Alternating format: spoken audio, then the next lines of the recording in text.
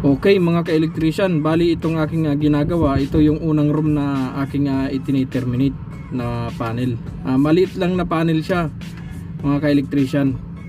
Oh my God! Dalawang linya na gagamitin ko mga ka-electrician. Isang red at isang yellow. Bali line 1 line 2 siya mga ka-electrician. Simple at madali lang itong termination na ito mga ka-electrician. Basta masusundan nyo lang at mas matatandaan nyo lang yung aking ginagawa. Alright mga ka-electrician, bali ito yung nauna kong tinerminate. Bali ang supply nito mga ka-electrician ay double.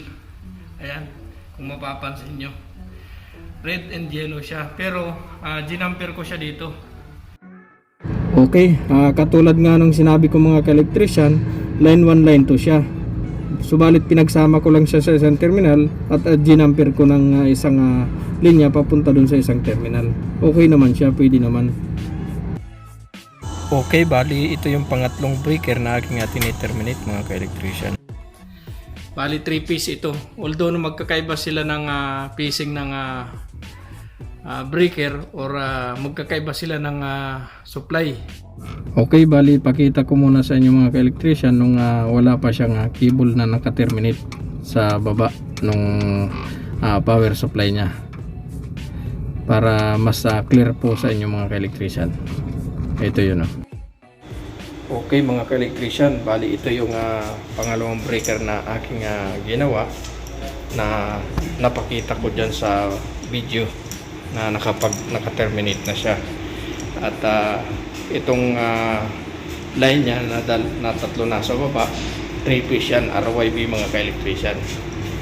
Bali dito yung neutral. Ang size ay 25mm cable at ang aking ground niya ay 16mm. Okay mga ka-electrician, yun na yung part nung time na wala pa siyang cable na naipasok. At itong balance ko na lang na ito mga ka-electrician, yung arcing niya dito sa taas, yung 16mm niya. Alright, I hope na nasusundan yung mga ka-electrician step by step yung aming termination na ginagawa. Bali ito mga ka-electrician na aking ginagawang ito ay yung sa day 2 na ito mga ka-electrician na electrical layout and termination na kami. Yung day 1 mga ka-electrician yung electrical layout and cable pulling yun mga ka-electrician. Right, at sundan nyo lang mga ka-electrician hanggang matapos yung termination namin para magkaroon kayo ng panibagong idea na makakadagdag sa inyong kaalaman bilang pagiging isang electrical technician or pagiging isang electrician. Okay mga ka-electrician, bali ito yung pang-apat na breaker na aking tiniterminate. Itong breaker na ito mga ka-electrician ay same lang nung first na breaker na tinerminate ko. Bali ito mga ka-electrician ay pinaghiwalay ko lang yung red and yellow niya, hindi na ako naglagay ng jumper. Yan, line 1 line 2 kasi siya mga ka-electrician. Alright, magkakaiba man sila ng position, magkakaiba man sila ng mukha ng breaker, pare-parehas lang yung function nila mga ka-electrician. Parehas nung una kong tinerminate. Doon naman sa 3 piece, ang pinagkabilang doon mga ka-electrician, tatlo yung ginamit kong wire, red and yellow, blue. Dito red yellow lang kasi line 1 line 2 lang siya mga ka-electrician. Ngayon, sa katulad nito mga ka-electrician, maliit yung pagpapasukan ng lugs nya, gagamit na lang tayo ng reducer na pin lugs mga ka-electrician. Bali ang size nito mga ka-electrician 25mm squared. Bali dun sa una kong video mga ka-electrician na aking tinerminate na breaker, yun ay 16mm lang, kaya medyo maliit-liit yung kable niya kasi bali 2/4 lang yung magkukonsume ng kuryente niya. Dito mga ka-electrician, 3/4 kukonsume nito at 3 aircon, kaya linagyan ko siya ng malaki-laking kable. I hope na nakukuha nyo mga ka-electrician yung ang aking isinishare sa inyo para makadagdag sa inyong mga idea na pagiging isang electrician or makatulong sa inyong mga trabaho bilang pagiging isang electrician. Okay, bali ang balance ko lang dito ulit mga ka-electrician ay itong arcing grounding at dito ko siya ilalagay sa gilid na yan. Yan. Alright mga ka-electrician, ito na yung ating bali pang 5 ba o pang 6 ng breaker ito na aking iti-terminate mga ka-electrician. 4 core 25 mm at yung power natin gagamitin ay 3 phase mga ka-electrician. Ayan. Sa pag-determinate mga ka-electrician, huwag nyo akong gagayahin na hindi gumagamit ng gloves kasi unsafe to. Bali, hindi lang ako gumagamit kasi nakakasiguro naman ako mga ka-electrician na walang power yung ginagawa ko. Subalit hindi pa rin safe yung ganong trabaho mga ka-electrician. Medyo hindi lang ako sanay gumamit ng gloves mga ka-electrician, kaya ayan. Alright, gagamit ako ng terminal lugs mga ka-electrician. Bali 25mm din yung gagamitin ko dito. At dito sa arcing nya is number 16 mga ka-electrician. Alright, then proceed na tayo mga ka-electrician dun sa aking gagawin para mas masundan yung pag-determinate namin. Okay.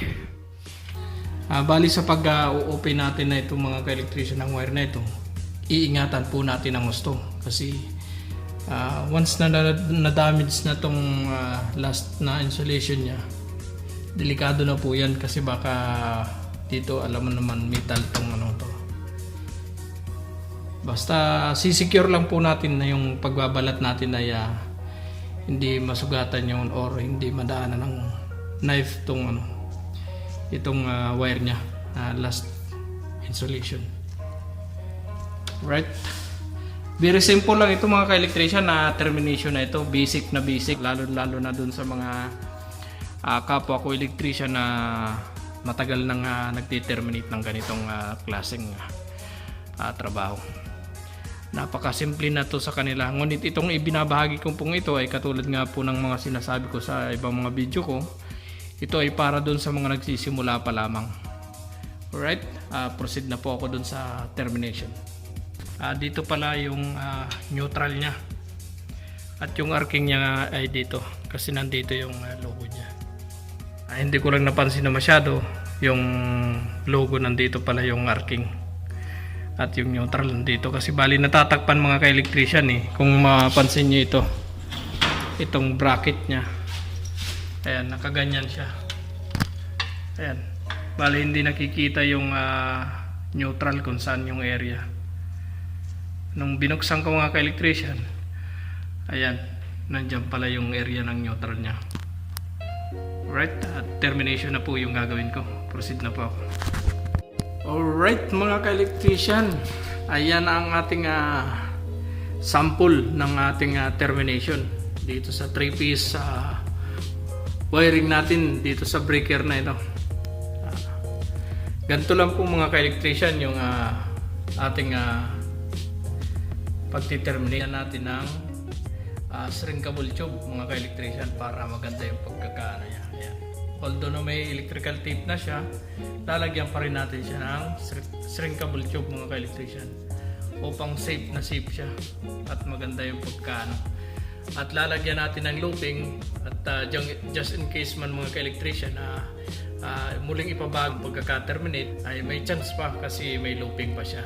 Ayan. At yun, tumakbo yung neutral mga ka-electrician sa taas na yan. Alright.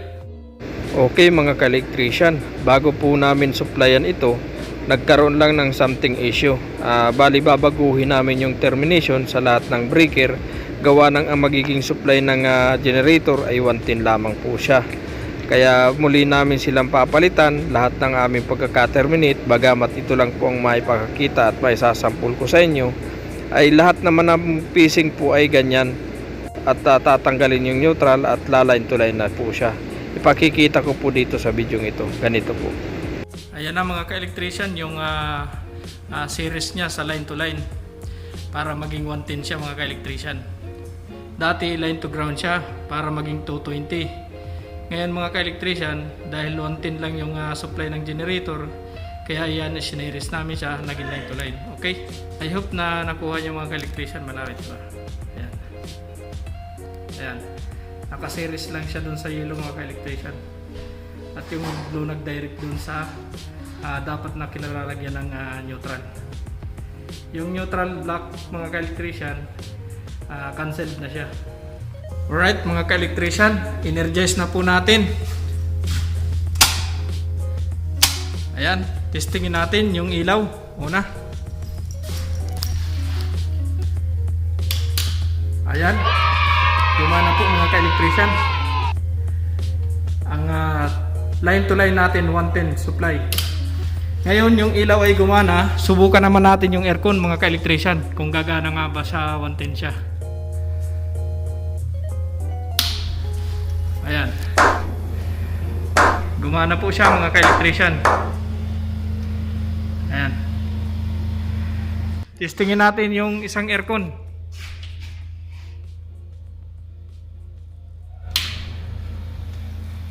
Ayan.